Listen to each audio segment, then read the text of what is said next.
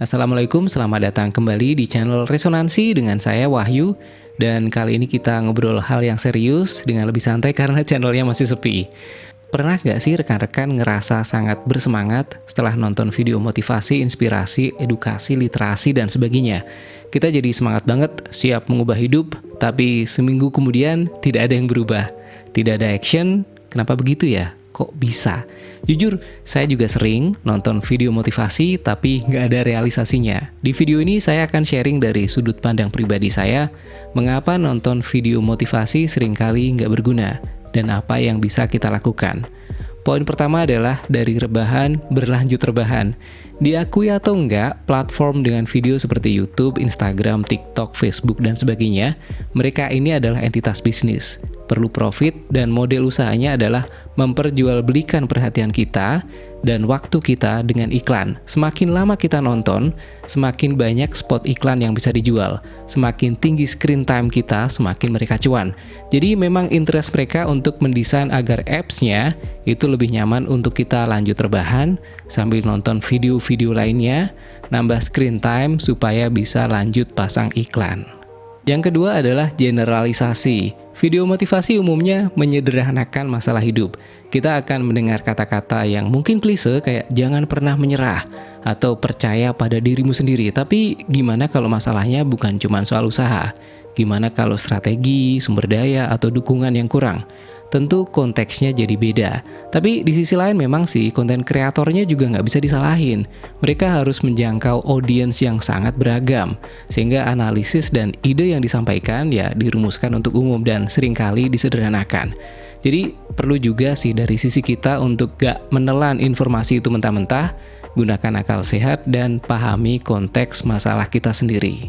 Poin ketiga, dopamin dari pencapaian semu. Nonton video motivasi adalah aktivitas pasif rekan-rekan. Jujur, saya juga sering merasa kalau nonton video motivasi itu hal yang produktif, padahal sebenarnya enggak. Saya enggak secara aktif mengasah skill, memutar otak, berpikir kreatif, membuat rencana yang real, apalagi menjalankan. Saya cuma menelan visualisasi yang ada di layar.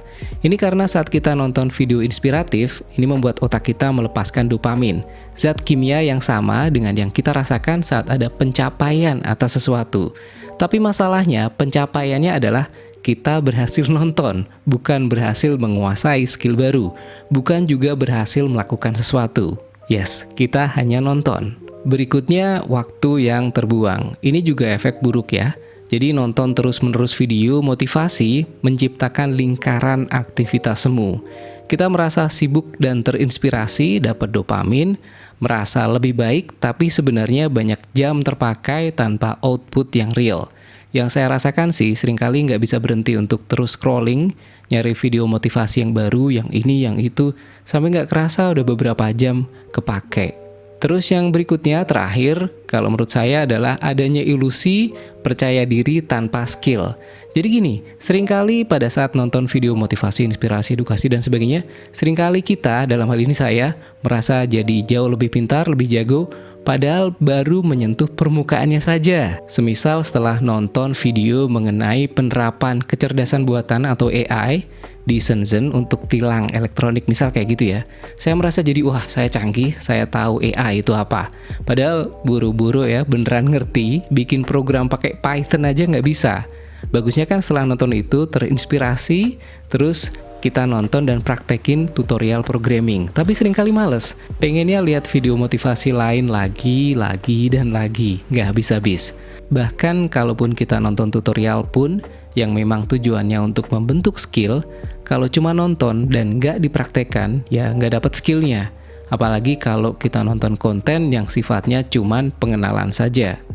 Jadi mesti gimana nih? Oke, ada beberapa tips yang bisa dicoba. Pertama adalah ubah dari inspirasi menjadi tindakan dengan bantuan rencana.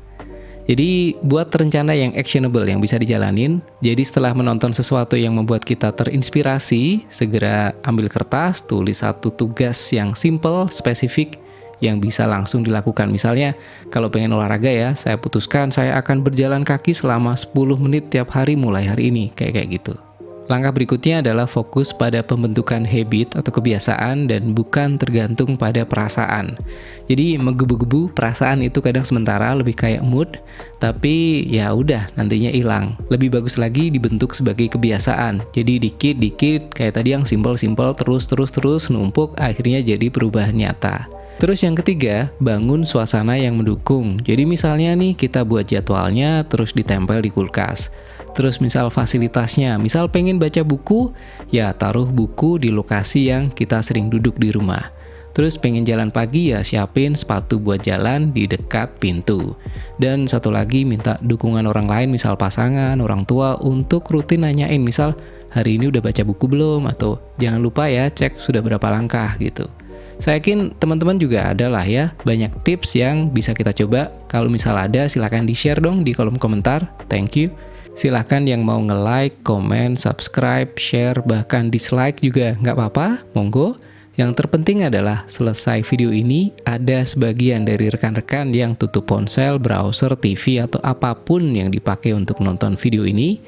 Terus lanjut ambil kertas, ambil pulpen buat rencana, dan bismillah jalan. Wassalamualaikum.